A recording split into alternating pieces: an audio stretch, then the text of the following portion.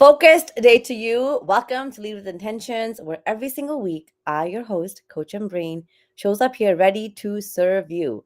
It is truly an honor to cross paths with you today, and I want you to know that I appreciate you for taking the time out to prioritize yourself and also giving me the most important commodity, which is your time. Welcome to Spanglish World Network, channels 250 and 251. Please remember to download the Zingo TV app on your respective app stores, iOS, Android, the whole Roku lineup, Amazon Fire, along with the Google Chromecast. You can also download our application on any smart TV 2016 on forward, or you're downloading our app. Please make sure that you leave us a review. Let us know what we're doing well, but also give us some feedback so we can improve your experience. The app is completely free, so go ahead and enjoy it. Today, I have a beautiful and a wonderful and amazing guest on the show for you. This person is somebody who is remarkable and has actually changed the trajectory of my own life since I have met him. His name is Clem Cheng, and he is somebody who I met in my previous employment. The beautiful thing about Clem is that not only is an HR executive, a coach, a philanthropist, he's really dedicated to helping people and organizations do their best. And I have witnessed and seen that from my own two eyes. He's a high energy leader who gets a charge by helping people succeed in a while positively impacting their lives and also the lives of their colleagues. Welcome to the show, Clem. Thanks, Ambereen. That was very gracious. I appreciate that. Hey, it's all honesty here. Okay. Well, as we get started, I want to ask you, how are you doing today? I am doing terrific. Thank you. Wonderful. Okay, Clem. So one of the beautiful things I want to ask people that show up here, on the seat next to me is tell us something about you. Who are you? Well, if you mentioned time being our most precious commodity, and I really agree with that. If I thought of my life as a pie chart and kind of divided it up, I think the big slices of the pie would be a little bit of professional work. You mentioned we used to work together. I've made a pivot where I'm now kind of out of the big company environment, doing a little bit of consulting, coaching work, but kind of on a limited basis intentionally. The second piece would be the nonprofit work I do.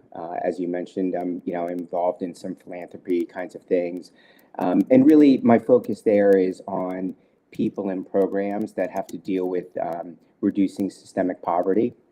Maybe we'll talk a little bit about that more. Then the third chunk would be family with my wife and our three kids. They're adults now, but we still love to spend time with them and get out to see them. The fourth piece would be music. I do play in a band, and I suppose we are professionals. We do get paid, but we're very much like a local group. But we have a lot of fun, and we're kind of getting up there in age, but we're still out there. And then the last slice would be really focusing on my health. So if where you put your time is sort of an indication of who you are, then I think those areas kind of sum it up. Well, I love that. I love the fact that you've kind of given all of us a reason along with what it is that pie slice is talking about. If I were to ask you, from the five things that you mentioned, where do you find the highest level of joy? Is it professional? Is it nonprofit? Is it family? Is it music? Is it health? Wow, that's a really good question.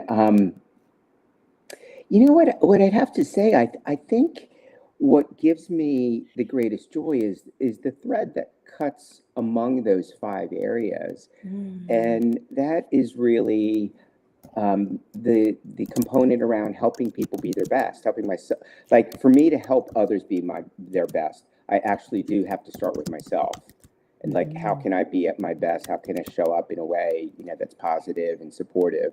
But all those aspects about, the professional work I do, the nonprofit work, family and friends, the music, the camaraderie, playing with other people, focusing on health.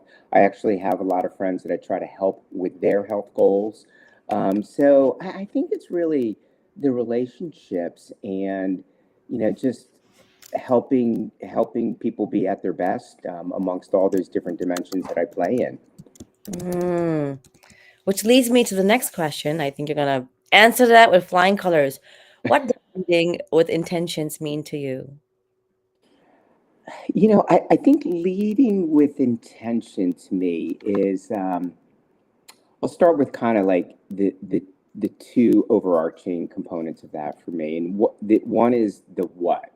Like what are you trying to accomplish in your life, and thinking about, where do you want to put your energy and your focus and whatnot. And we've hit on some of those. Like I've shared a little bit about what I want to kind of do. And then the second dimension really is the how, like how to be, how to actually talk to somebody, how to show up with others. How do the conversations I have make somebody feel? Do they feel better or worse when they get off a video conference with me, or have a personal interaction with me? And believe me, I'm not always perfect on that by any stretch of the meaning. So I think it's what and the how. I think on the how component, there's elements of being mindful, trying to make sure my actual attention and my focus is where my body is, because sometimes your mind can be wandering in a different place even though you're physically present. I know this over many years of kind of just struggling through it myself, that I can be better. I'm better for myself. I'm better for others, and I'm actually much more productive when I'm actually present in what I'm doing. And if I can't be, present and paying attention to it, it's probably an indication I should take a break or be doing something different. The other how component for me is focusing what I can control. I do kind of read a bit about Stoic philosophy and whatnot, and I think at the core of it is around, focusing on the things that you can do, and principally that's usually yourself, actually. How am I reacting to something that maybe was unexpected, or not as great as I had planned. But I think there are elements around what can I do. Maybe it might not be in the moment that I can change something, but often I do have control over influencing something that can be different over the medium to long term. So I think that's the other component around the how is being present, and then also focusing on myself, what I can control. I love hearing that. And for every single one of you who is here watching and listening and really paying attention, I encourage everyone like myself to write these notes down, because every single guest that comes here can really teach us something. And when we're talking about presence, I think that's something that all of us are trying to just zoom in a little bit more on. And also, there's like no limit to it. You can just kind of keep rising. For someone who's listening here, Clem, today, how would you help them kind of navigate and show them the importance of why is presence something that you should really be mindful of? Well, I think I think the presence shows up in a number of ways. I mean, as we were talking about it in the context of like mindfulness, it's clear, like for me, the learnings that I've had about myself over the years is that when I'm actually attentive and really focused and open and curious when I'm interacting with people, I just take away a lot more. And it does go beyond people. When I'm doing some kind of physical activity like running, when you sort of just let your be in the moment of what you're doing, you kind of feel a flow. So it's actually, you're not struggling to do it. You might hear the birds chirping. You may hear your feet hitting the pavement. I mean, those are things I think that you don't enjoy unless you're kind of really there, in the moment, and being present for all of that. So I think it just helps it's an enabler, like, to really being at your best, because you're sort of able to, pull in all your capabilities and your faculties, that a lot of times I'm not paying attention and whatnot. I'm sort of just going through the motions on something. The other aspect of presence is a little bit different, which is, how are we actually showing up with people? What's our energy that we're giving off? What's the vibe and karma and so forth? And like so much of communication is around that.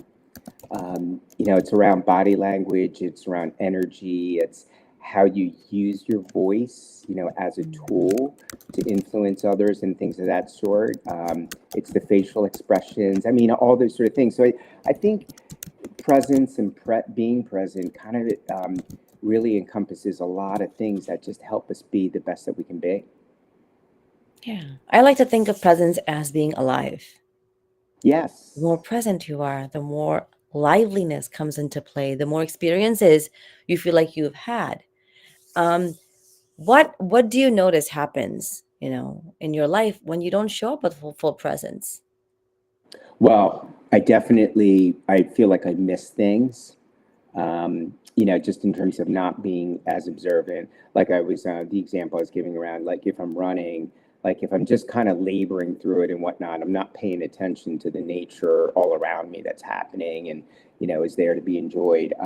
I think with people, it's that's probably the area that I feel like I'm very much a work in progress. When I'm not really paying attention, being focused on understanding what they're conveying, I can get impatient.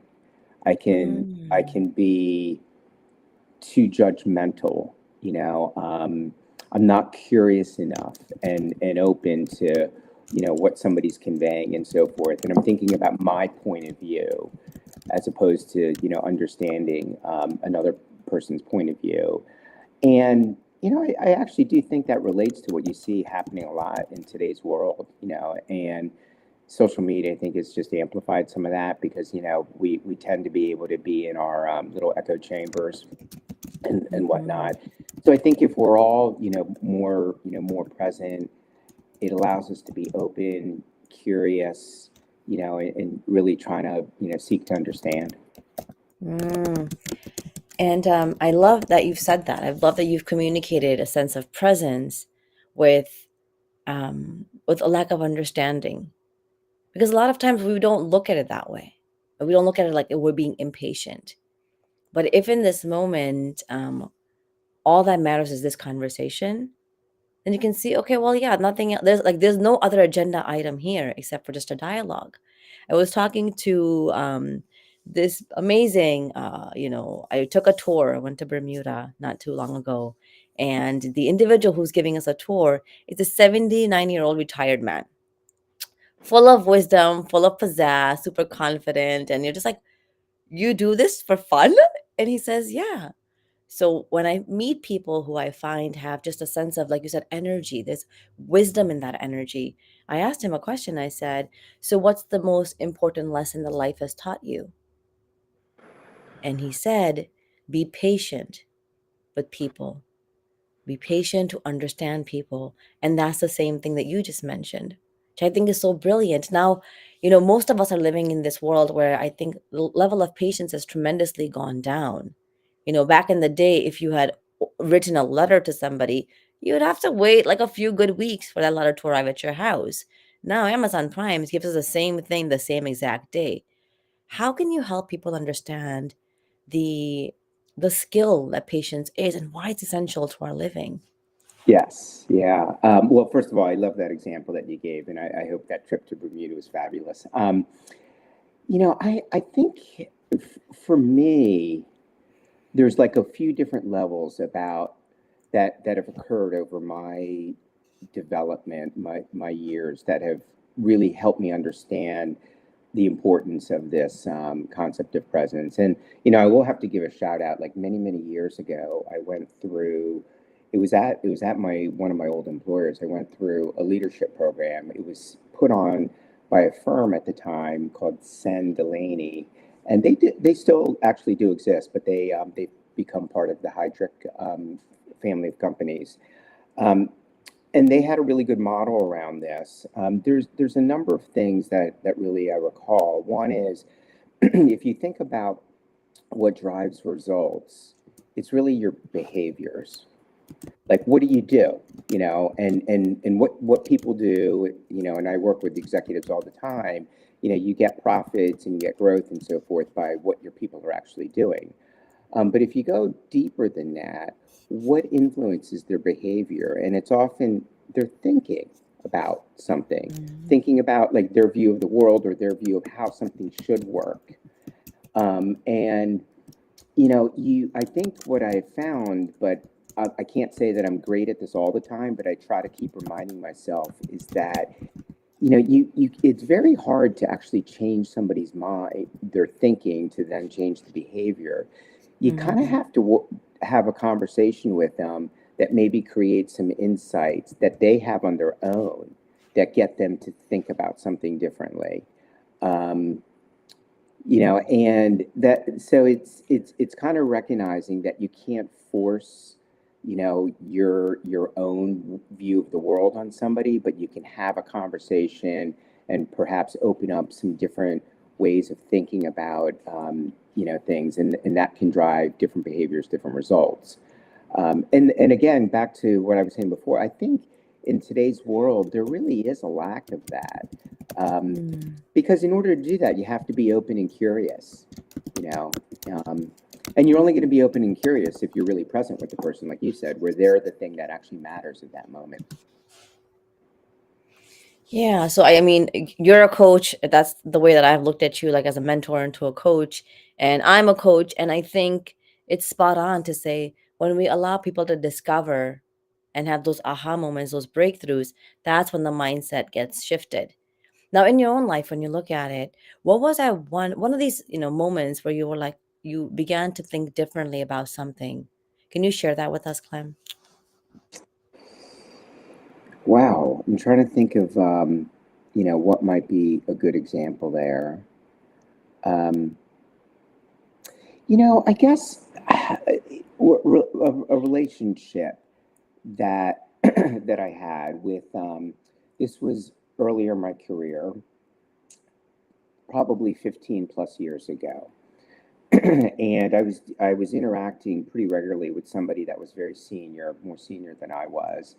And to be honest, this individual was did not was not very gracious with people, and was rather Mm, harsh, openly critical. I would even say, kind of like to berate people, yeah. in group settings, public settings, and it really bothered me for a while, um, and it gave me a lot of pause, because this person's reputation was sort of known, and it was sort of Mm-hmm. allowed to just exist because they actually were quite talented. They were very good technically at what they did and everything. Um, I really pondered, like, how was I going to handle that? And I guess it was some of the actual training and experiences that I'd gone through with some of the work at Sen Delaney that really got me to think about how can I be fully accountable to this situation? And the answer was I really needed to convey how I felt and the impact on me Mm. with this individual. And this individual wasn't used to people, actually kind of pushing back and having a conversation. I actually worked hard on being, kind of grounded when I went into that conversation and thought about how do I actually want to show up there? How do I want that person to feel? What do I want the outcomes to be? And although it was, kind of a really difficult conversation, I think on all fronts, it really completely changed the trajectory of our relationship.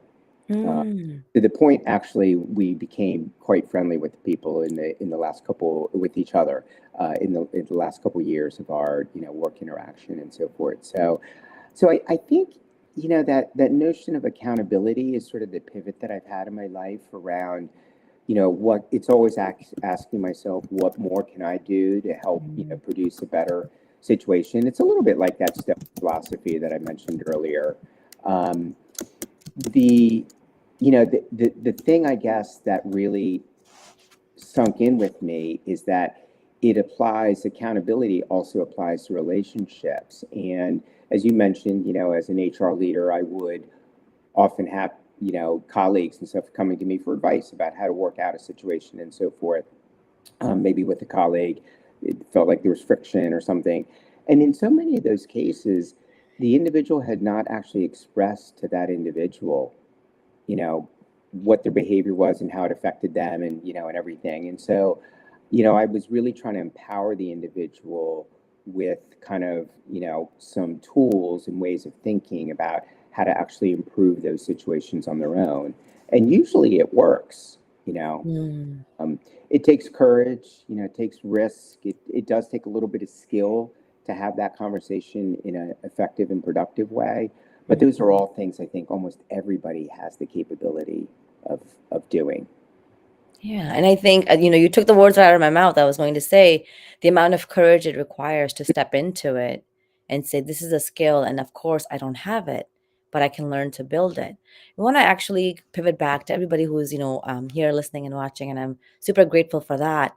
How can you help people step into that courage and have those conversations that are kind of taking away from them being their best, or from them living their best life, or them showing up saying, I deserve more and I deserve better? Well, I'll maybe give an example and we can kind of take it from there. Like one of the things as an HR leader over the years, I fortunately, I think, you know, I was able to develop connections and relationships with colleagues at all levels in the organization. You know, obviously, I needed to work with the top teams that I supported to help, support and drive the business. But I really just made it a point, the way I did my job was to try to get to know people at all levels, like really, and sometimes that put me, I would spend time with frontline people and things of that sort. But over the years, I had a lot of people come to me and say, Clem, I trust you, and I think I've got to quit.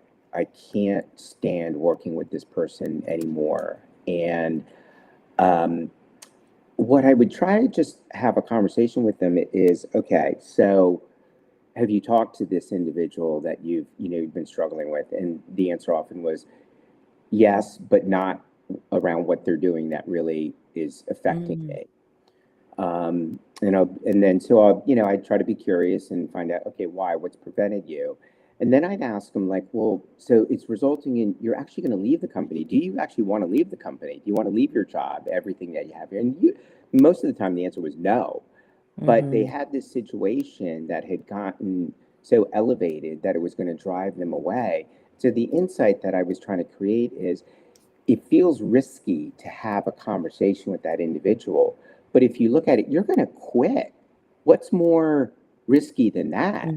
mhm, And so it was trying to help create insights around, sometimes it feels like really tough to have these difficult conversations, these critical conversations. But if you're going to leave the organization anyway, there's actually zero risk because what if mm. that conversation doesn't go well? So what? You're going to leave anyway, right? You Yes. know, so so often it's having this kind of dialogue, Ambreen, around, as you were saying, trying to just, um, I guess, help people have that insight themselves to see for themselves. There is actually some action I can take on my own. All is not lost. There is something I can do, and it's worth it for me to try. Yeah. I think a lot of times when I think about these things with my own kids, in the culture that we grew up, we were not allowed to question, adults or authority at all. Or even someone's like push someone's mindset to say, well, that doesn't sound right. Like, why does mom have to get up every single morning and make breakfast? Can't you make breakfast for her dad? Like one day, he's like, I don't make breakfast. You're like, oh, you Yeah. don't. That doesn't mean you can't, right? Like you Right. just don't. Right. Yeah. Um, but Yes. here I am. I kind of want to tie this story that you mentioned to us about this individual who was a leader and talented, but I don't think talent can only get you so far. Yet he wasn't a team player. What was it about this dialogue where you began to not only see a shift between you and him, you know, but you began to kind of see what I talk about, the butterfly effect. I love butterflies, and that effect of you taking this risk and challenging yourself to have this conversation while having a plan to kind of see which way you want it to go, and then seeing the goodness of that kind of ripple into all the other team members. What was it in that conversation that you think shifted the mindset, which is something that people have to take their own ownership of? I would attribute it to two things. One is just the mere fact that I was having that kind of conversation with this individual, and they were not used to somebody Mm, holding them accountable.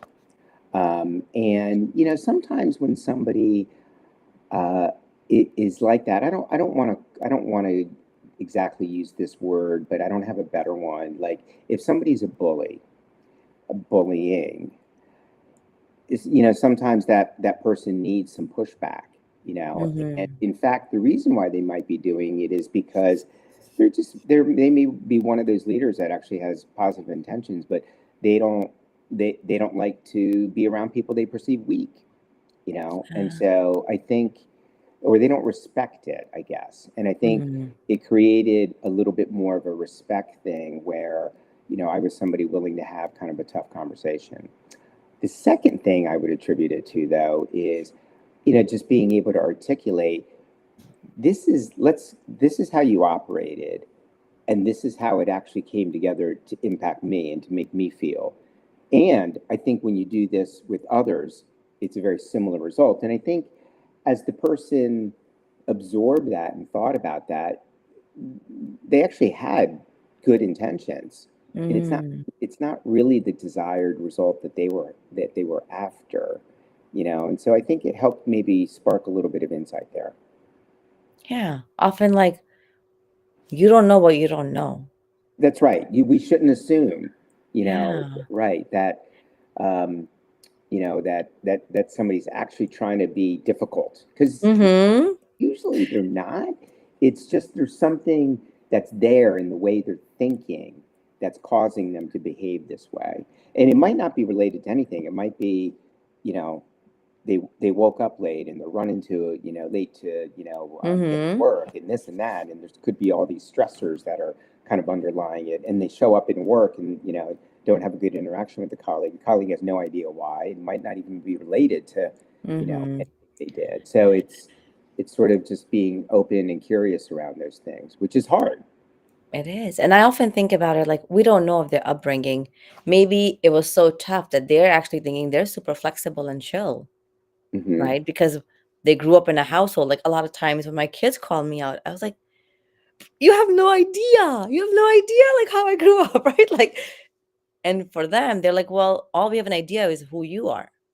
And we expect better because we know there's better, right? And they're great accountability buddies, these little humans, all the time. So they're like unsolicited advice, but I'll take it. I'll take it. What is one thing that you can share with us, Clem, a personal thing, so that we can all get to know you a little bit better? Um, could I share two? Is that okay? You can give me as many as you like. Okay.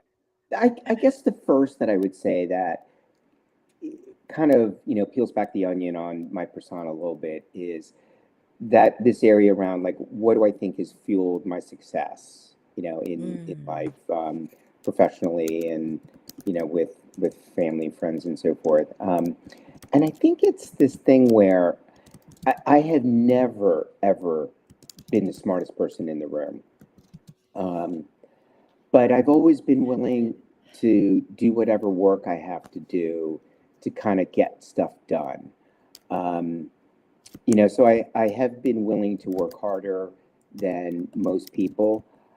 I recognize that model doesn't work for everybody, Mm-hmm. but it for me. It was one of the ones that helped really, fuel my success because I tried to be more prepared for whatever I was doing. I tried to, do the work to actually create a good product, for whatever I was working on.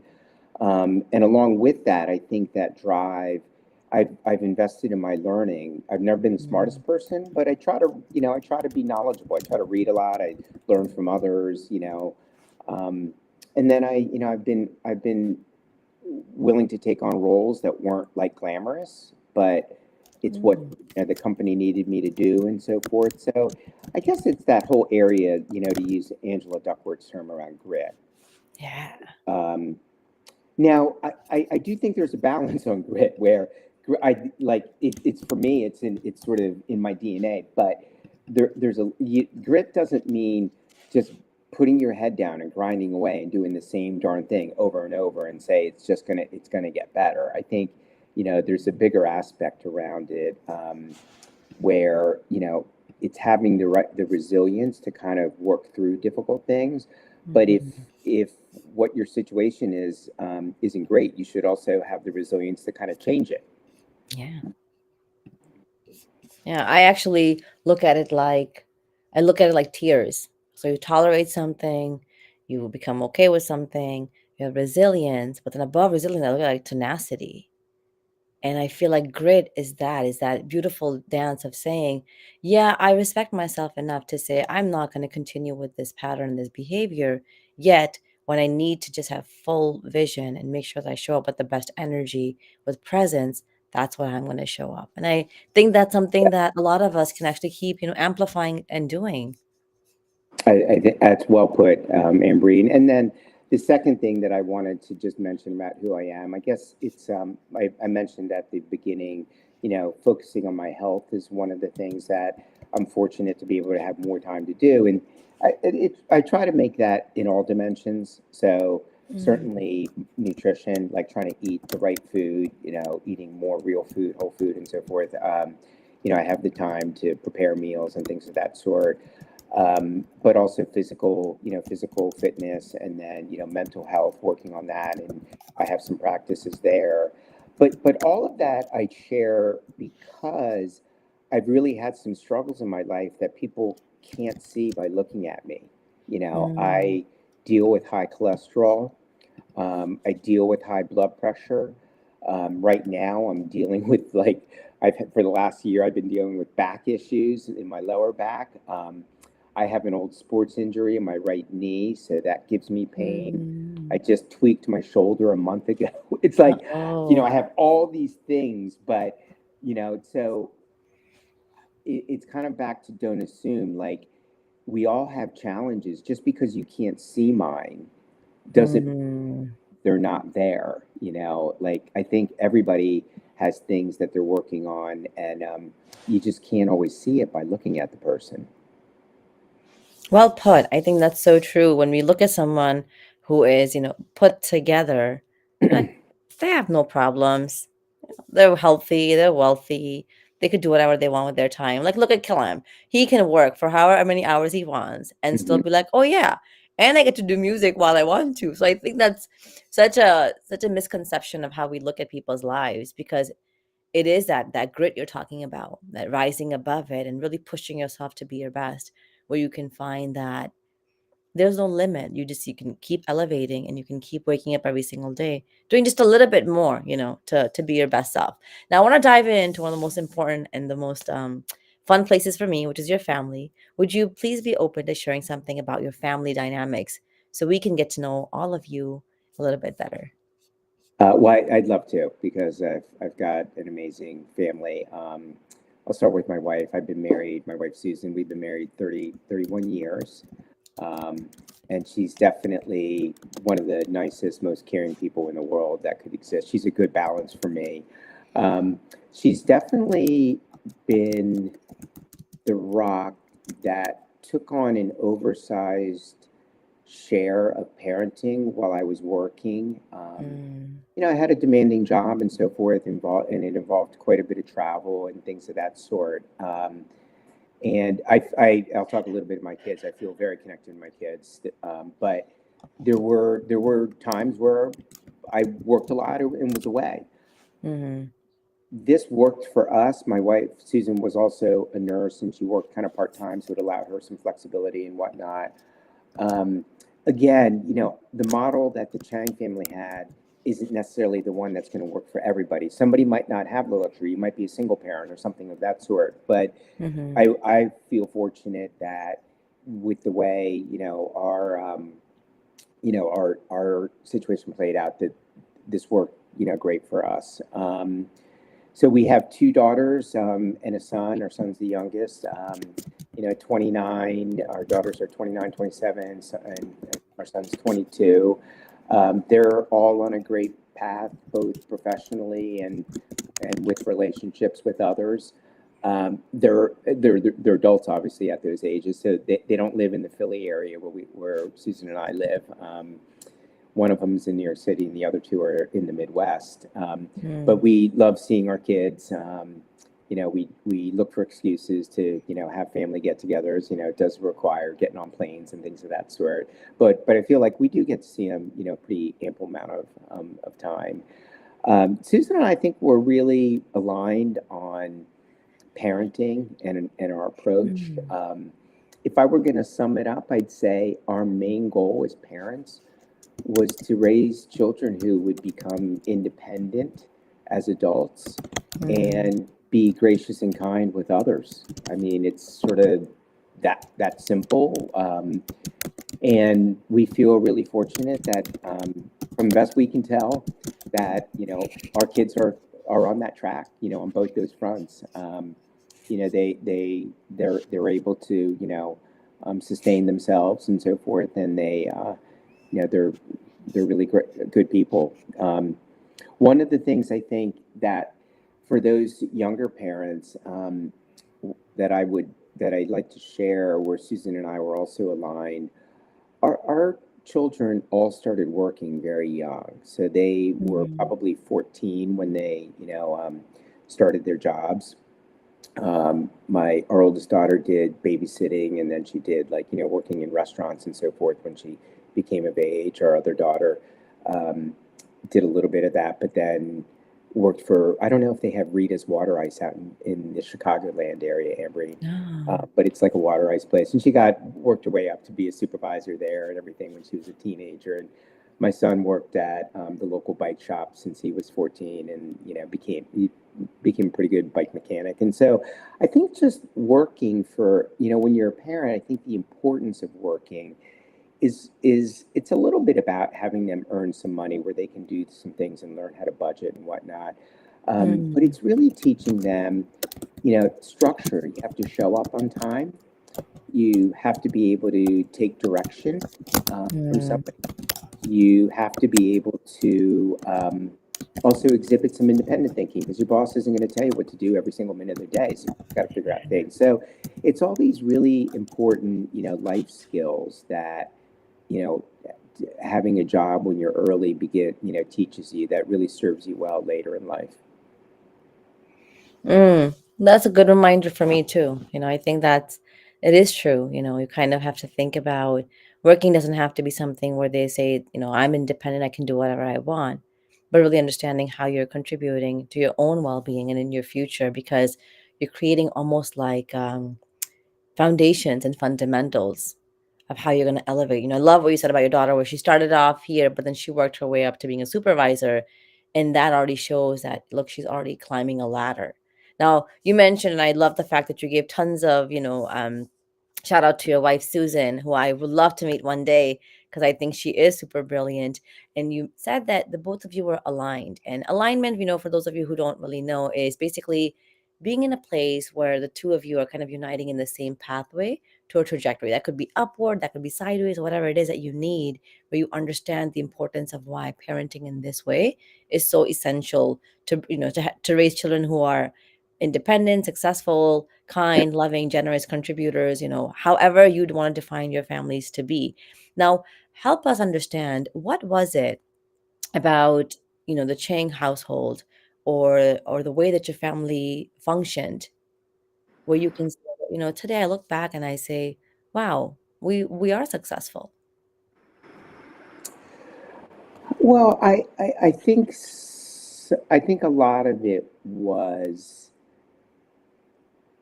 just looking at our situation as life played out and having conversations about it, right? And if I would love to say the way we lived our life happened because we designed it exactly that way, but I don't think that's actually reality. We had situations, that were opportunistic.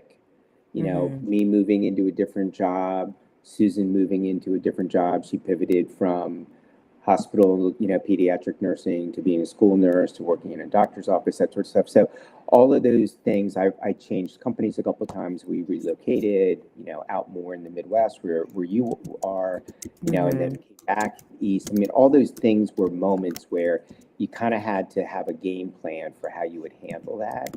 Yeah. And just having the conversations at the time to make sure that we were communicating with each other. We never were one of those families where I hear a situation sometimes where maybe a child will kind of almost divide and conquer the parents, work on one parent for one thing, work on another parent for another thing, or if they don't get the answer that they like from one parent, go to another. And we didn't really have that kind of thing happening in our household because, I think we were pretty consistent around, how we thought things should be. I'll tell you, like I do have friends that, over their lives, have separated, divorced, and things of that sort. It's a lot harder when you're in that situation to have like kind of an aligned parenting philosophy, because there's a lot of emotion that underpins all of, those situations where where people have, gotten divorced or whatnot. And then, so it makes it that much harder to kind of, be aligned. You're not living in the same household and things of that sort. So I empathize with the parents that, they just have to work a little bit harder and whatnot. Yeah, which reminds me of a great example. My friend is actually, she got divorced when her son was just very little, like a year old. And even to this day, it's been a decade plus, she will often say there's so much undoing every time he visits his dad, because Right. there isn't as much structure. There he can eat whatever. There aren't rules that he has to follow. So of course he doesn't like being in this house because there is so much more that is expected out of us. And I think that's something that can happen in any relationship, not even being like two different types of parents and two different homes. It can literally be in the relationship that you have with somebody who has very different values than you. So how can we, in those types of situations, which, and the reason why I'm diving into this a little bit more is because for our audience members here and our viewers, it's so important to recognize that the only control that we have is on ourselves. And you've kind of mentioned that in the conversation. The most important thing is being accountable to how you're showing up.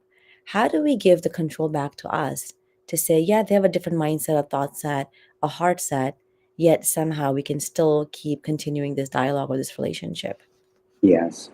I think the first piece of that is really showing up with that person who maybe does have a different value set or mindset, really being open and curious, like truly, like to really understand how they're thinking and feeling about things. Because they might be doing some things that on the surface seem crazy, but when you understand why they're doing it that way, it might create some, own insights for myself in that situation.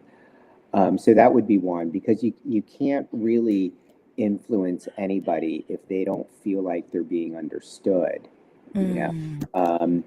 So I think that would be kind of a foundation level. And then from there, it would be, trying to also ask the right questions and have the right dialogue where they perhaps can see a different point of view that maybe I bring. But at the end of the day, none of it's possible. Hopefully not, but it's possible none of that might change anything. And if it doesn't, then I have to kind of accept that it's back to what you just said. Like the only thing I can really change or control is myself. So if I'm not going to be able to get this person to, if I'm not going to be help create insights where this person wants to do something differently, then that might be the case. So then it's like, what is my game plan? If it's involving one of my kids or something, then I might think I have to try to equip my child to understand some things. And your example, Ambereen, that you gave before about your friend who at her house there was structure, at her at the father's house there wasn't, might have to have a conversation with with that child so they understand why is it that there's differences, and why this actually situation where they have more structure is hopefully helping them understand why it's better for them, how it's going to help them later. Yeah. And I think that's true. I think a lot of things that we're talking about kind of have this beautiful, consistent theme of communication, which seems to be so important, yet a lot of us don't realize that the communication isn't in the words that you say. It's the way that you show up, the energy that you exude, the body language that you have, the presence that you show up with. Not only all that, but going back to that intention, right? Being open and curious means you're coming into a dialogue with an intention of saying, yeah, you know what, I could be wrong. I can have a shift, and I might just have to let things be the way that they are. Well, I've loved this conversation so far, Clem, and I could probably talk to you for another 45, 50 minutes. But I want to ask everyone, who is here and really understanding, well, Clem is a pretty cool guy. Like, I would love to get in touch with him. How can someone reach out to you? Well, I think the best way for me is LinkedIn. Definitely both, just connecting on LinkedIn and also the messaging platform that exists within LinkedIn. I would say this, just as a small little piece of advice around LinkedIn, is that people are more apt to accept invitations when there's context. So, LinkedIn can be a little wonky. Sometimes you go to invite somebody and it, for whatever reason, it doesn't allow you to add a customized note or whatever, because maybe the mobile device is different than desktop or whatnot. But always when you can, I always take the time when I'm inviting somebody to connect with the context of like why, where we met, or how I saw them on somewhere, some video or something of that sort. And, you know, if I just get like a random connection, like nowadays with no context, I feel like it's probably spam or, a phishing thing, so I often Mm. don't, most of the times I reject those. Yeah, perfect. You say that because that's what I do every single time I have a LinkedIn. I'm like, there's something that provokes me to say, add that person to your connection, and there is context. And I've never had someone say, no, you're right. I'm an influential person. I live a lovely. Right. I'm not going to add you because you Yeah. you made the intention to do something greater. Now, the way we like to end this show is we like to do what is called an intentional wrap up. These are rapid fire questions that I ask you, and I would love for you to answer them in a word or in a sentence. And these are just things that'll allow us to get to know you even a little bit further, Clem. You ready? Okay. Let's All go. right, let's go. What do you want to leave behind for the world? At the macro level, it's really peace. I mean, it's so hard to see everything going on in the world nowadays and not to have that affect you. So I would just love to see a world where people don't have to worry about their day-to-day safety. Yeah. How will you know that you've led an intentional life? I think it's evident in the way people interact with me or not. Mm. Do people want to be around me? Are they laughing? Do they enjoy time with me? It's all those things, I think. Do they seek me out? Those, to me, those are the measures. Love that. Yes, I think that is such a beautiful way of gauging, how intentional you've been. If you could create one law that everyone had to follow, what would that law be? Assume positive intention. Mm. I, I I I haven't Go met ahead. a person actually, Ambereen, that wakes up thinking I'm going to make Clem Chang's life difficult. Mm. That person doesn't exist. Even if they've done something that upsets me, it's probably for a reason that they have that I need to understand. They probably came from a positive standpoint. Yeah, I love that. I actually learned that from one of the great football coaches who says this is one of our rules in our house. We always do API. And I was like, API, assume positive It intent, does. It right? does. Great. Okay. What's one lesson that has made you who you are today? I think seeing both my parents who were immigrants and just how they adapted to the U.S. and what they focused on, raising myself and my brother and sister and whatnot. They were Mm. great role models. Um, for those interested, for AAPI Heritage Month, which was in May, I did a little bit of a LinkedIn posting back about a month ago, and kind of honored my parents or whatever. So if anybody's interested, you can see my LinkedIn post out there.